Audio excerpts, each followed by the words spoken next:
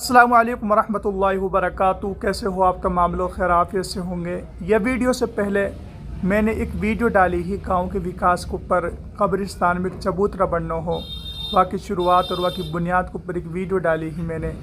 तो वह वीडियो के ऊपर आप तमाम हज़रात ने बहुत प्यार दिखायो और आप तमाम हज़रात को इतना प्यार देने के लिए और हमारी वीडियो को देखने के लिए दिल से शुक्रिया और धन्यवाद।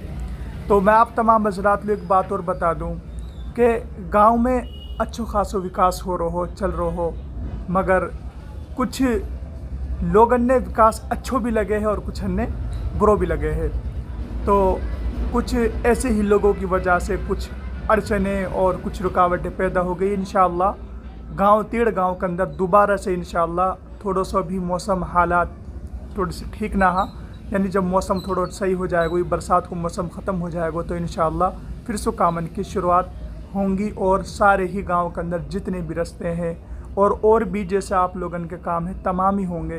देखो, अपने जहन के अंदर कोई गलत फहमी यूँ पाल लेनो कि भाई यू सरपंच अच्छो ना है और यूँ कुछ करवा ना रहो, यूँ आपकी गलत फहमी है। देखो, आप एक बार मिलो, बैठो और बातचीत करो, इंशाअल्लाह आप या के बारे में नू कहेंगे कि हाँ कोई अच्छा आदमी है। देखो, दूर दूर से तो काय को अंदाज़ो लगा लेनो तो सही बात ना है।